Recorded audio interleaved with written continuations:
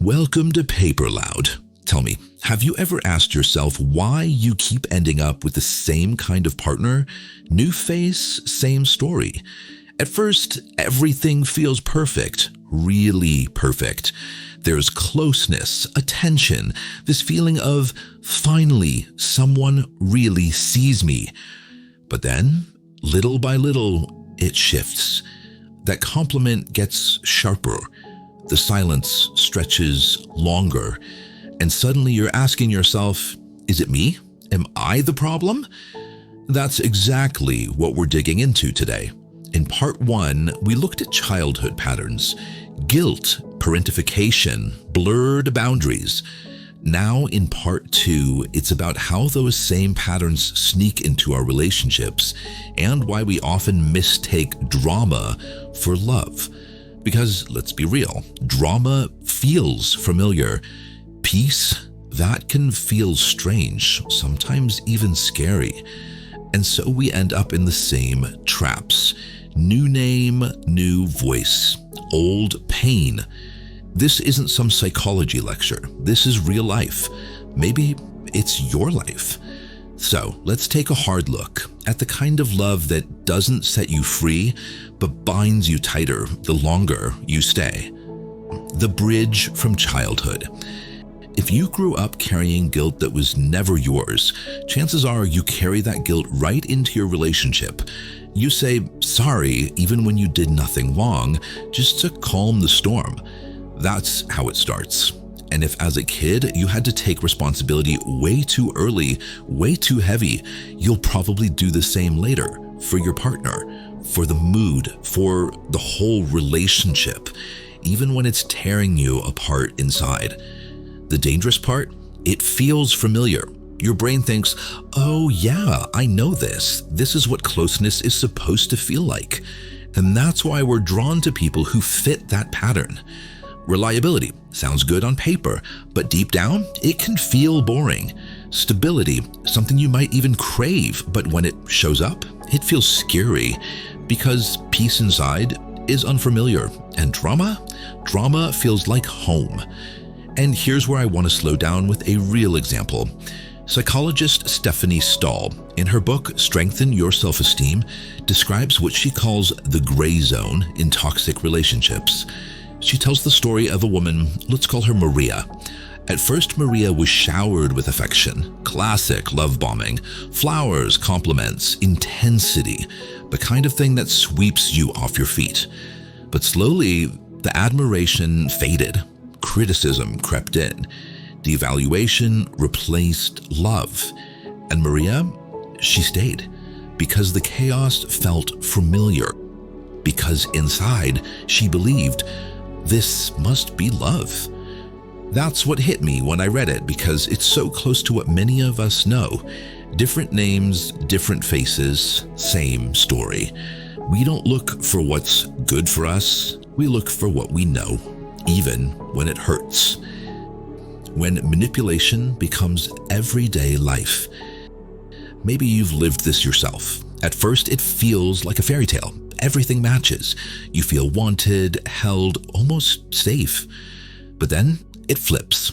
Not loudly, quietly. A comment. You just imagine that. And then silence. Long silence. No reply, no callback, just emptiness. And you start asking yourself, wait, was that really what happened or did I overreact? That's gaslighting, a classic in toxic partnerships. But here's the thing, it's not random. There's a system behind it. Because people with narcissistic traits, they look strong on the outside, charismatic, confident, even charming. But inside, empty, fragile, no self-worth of their own. So they need someone to supply it. Psychologists call it narcissistic supply. And your job? You become that supplier every single day. And when you stop giving or when you dare to step back, that's when the punishment comes. Silence, withdrawal, maybe even threats. And just when you're about to give up, they flip the switch again. A sudden I love you, a kiss, a tiny bit of closeness. That's trauma bonding, pain mixed with reward over and over again. It's addictive. It feels like intensity, like passion, like great love.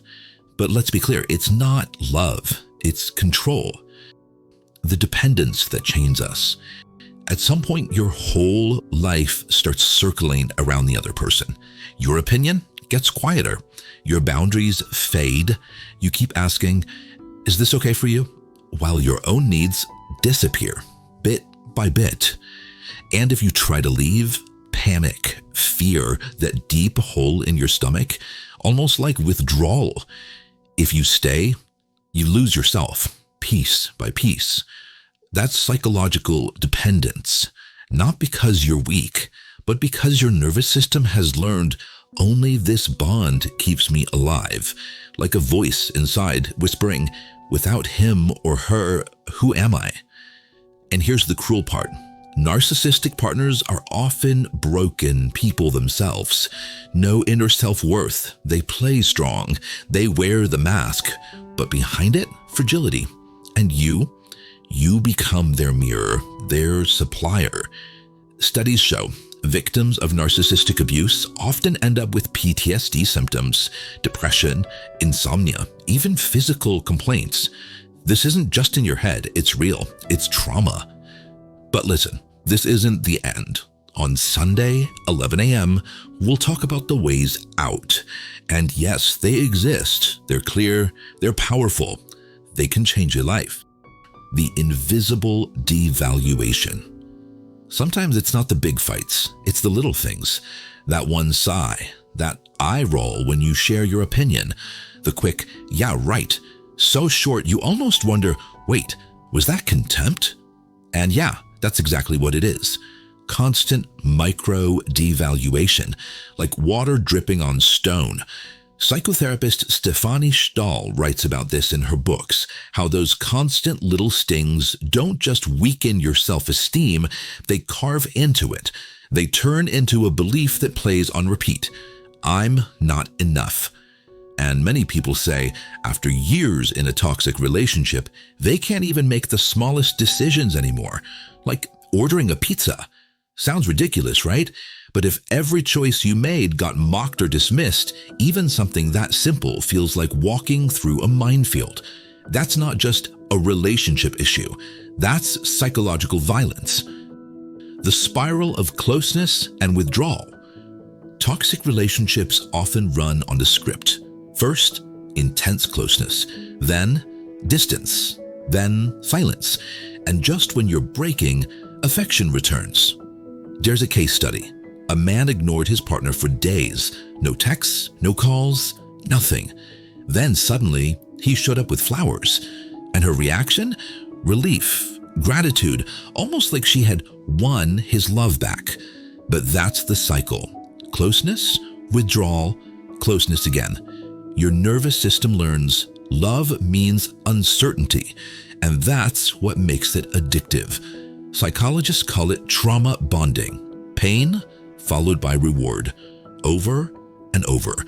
And once you're in that loop, it doesn't feel like abuse. It feels like passion, like intensity. But the truth is, it's a cage. Why we stay. From the outside, friends say, why don't you just leave? But inside, it's never that simple. Because once you're caught in this dynamic, you already feel like, without them, I'm nothing. Narcissistic partners often look charismatic on the outside, confident, independent, like they've got it all together. But the truth, inside, there's no self-worth, none. They play strong so no one sees the emptiness. And you become part of their supply. That's the tragedy. You're not loved for who you are. You're valued for how well you perform, how well you serve. And studies are clear. People stuck in narcissistic abuse often develop PTSD, depression, sleepless nights, years of recovery, just to learn again that love can mean something other than control. But here's the thing, this is not the end, because there are ways out, and they're clearer and closer than you think.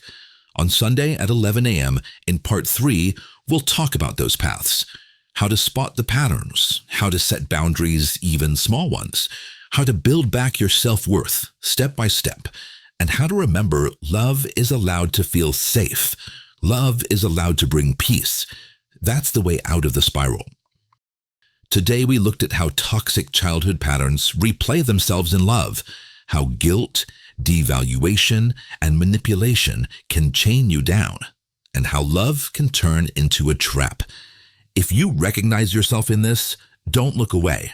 Stay with us, because Sunday at 11 a.m. we'll dig into the real ways forward, and there is hope. Stay awake to the subtle signs. Stay strong even when your voice shakes. And when love chains you instead of carrying you, don't stay silent. See you next time. Take care. Bye.